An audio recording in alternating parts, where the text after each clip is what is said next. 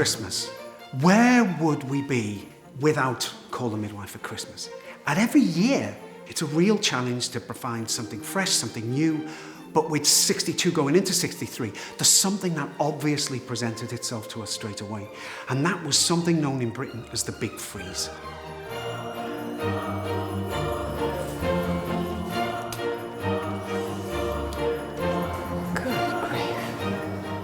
They've reproduced what happened. Great banks of snow and difficult for people to get about. They'd made all the set all white, and it was like being in a Disney film where you'd meet the Snow Queen. And it was like The Lion, the Witch and the Wardrobe, wasn't it? It was fantastic. You would actually start to feel really cold when you were there, even though it was May. It's really weird.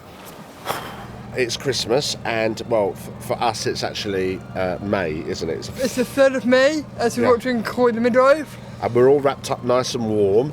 Of course. It's quite cold, you can see. And we've got tons and tons of snow, haven't we? Yes, we have, yeah. We've got tons of snow, and we've got also the most brilliant snowflakes.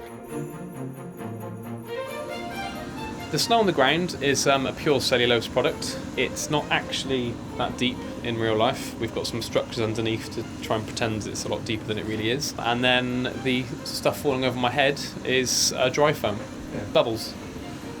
London airport's closed. There's no flights to Zurich until further notice.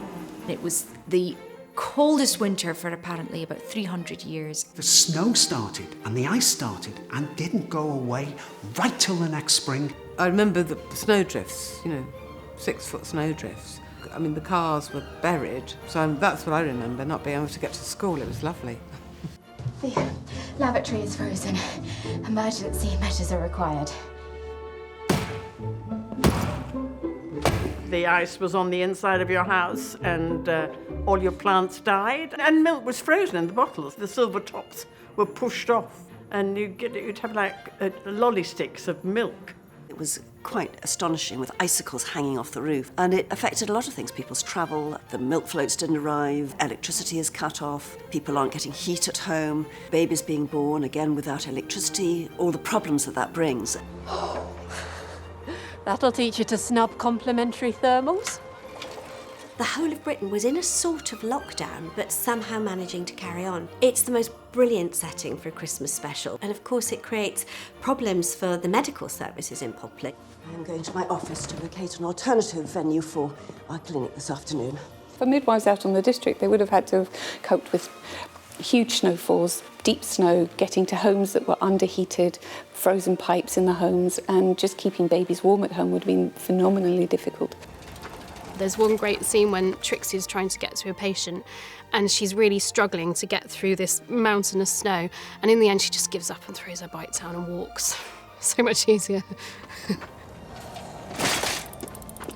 The other thing one has to face is some pretty traumatic storylines, one of which deals with abuse. Is this your daughter?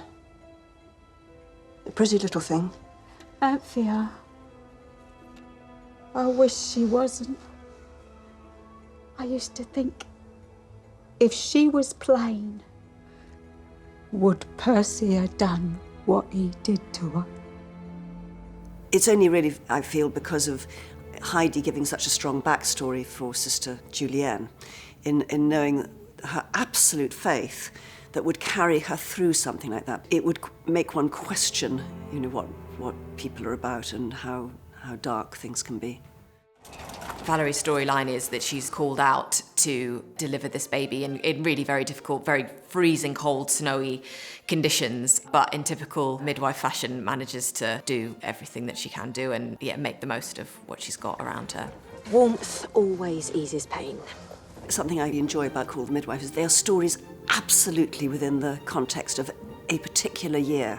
It's the adherence to period that places our show not simply in the past roughly, but in very specific places in time. And we use elements from each of those years to bring out perhaps something universal that we can all understand. It's a long time since we've seen anything like this. Baby, it's cold outside. It's -5 degrees. That's right. 2 foot of snow and 3/4 of the country at a standstill. We, as ever at Christmas, tell stories which are quite emotional and challenging at times, but resolve in an incredibly joyful, positive, loving way. And at the heart of our Christmas story is the pantomime. So you get to see Fred dressed as Widow Twankey, which I think is brilliant. We've got community singing and all of this overlaid with sort of deep snow and the most fantastic special effects.